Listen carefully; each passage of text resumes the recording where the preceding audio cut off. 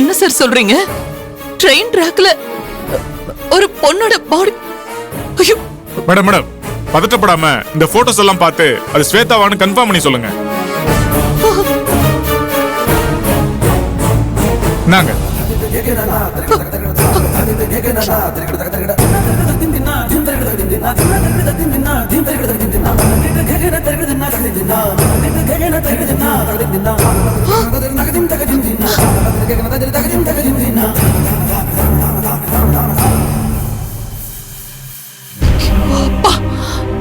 கடவுளே.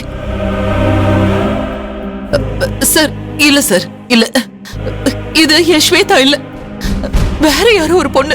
இந்த பொண்ணு கையில டாட்டூ இருக்கு, ஸ்வேதா கையில டாட்டூ எல்லாம் இருக்காது. இது நிச்சயமா ஸ்வேதா இல்ல.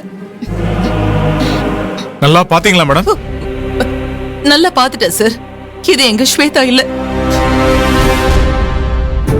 சார் கொடுங்க.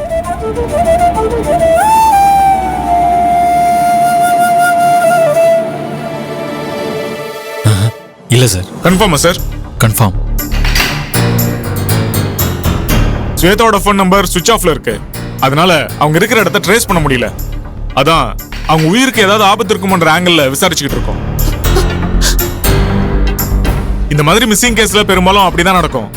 இருந்தாலும் நாங்க எதையும் உறுதியா சொல்ல முடியாது. தொடர்ந்து விசாரிச்சுக்கிட்டு இருக்கோம். எங்களுக்கு வேற ஏதாவது தகவல் கிடைச்சா நாங்க உங்களுக்கு இன்ஃபார்ம் பண்றோம். ஓகே, வர மேடம்.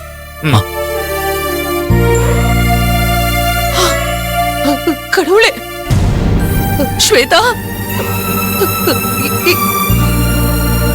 இவர் சொல்றத பார்த்தா எனக்கு ரொம்ப பயமா இருக்கு. ஸ்வேதா ஏதாவது பண்ணிக்கிட்டாளான்னு தெரியலையே.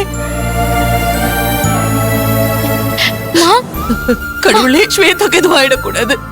அவ எந்த தப்பான முடிவும் எடுத்துடக்கூடாது. இல்லன்னா வாழ்நாள் முழுக்க யாராலையுமே நிம்மதியா இருக்க முடியாது. அவ பாவம், அது என்ன சும்மா விடாது. மாமா, அப்படியெல்லாம் எதுவும் நடந்திருக்காதுமா. அம்மா பதட்டப்படாதீங்கம்மா, அப்படியெல்லாம் ஒண்ணும் நடந்திருக்காது. இப்ப நீங்களா எதுக்கு ஏதோ கற்பனை பண்ணிட்டு இருக்கீங்க? அவ ஒண்ணு சூசைட் பண்ணிக்கிற அளவுக்குலாம் ஒரு ஆள் கிடையாது. அவ ரொம்ப தைரியமான பொண்ணு. எனக்கு தெரிஞ்சு ஸ்வேதா நல்லா தான் இருப்பா. ஆக்சுவலி நம்ம எல்லாரை விட அவ ரொம்ப தைரியமானவ. அம்மா, ஸ்வேதா அண்ணி தனியா பெங்களூர்ல 4 வருஷம் இருந்திருக்காங்கம்மா. அவங்க எங்கேயாவது கண்டிப்பா சேஃபா தாமா இருப்பாங்க. நீ ரொம்ப நினைச்சு பயந்துட்டு இருக்காதம்மா. இருந்தாலும் இவங்க இப்படி எல்லாம் பேசிட்டு போனதை பார்த்து எப்படி பயப்படாம இருக்க முடியும்? கடவுளே, அப்படிலாம் ஒண்ணும் ஆயிருக்காதுமா. நீ இவ்ளோ டென்ஷன் ஆகாதம்மா ப்ளீஸ்.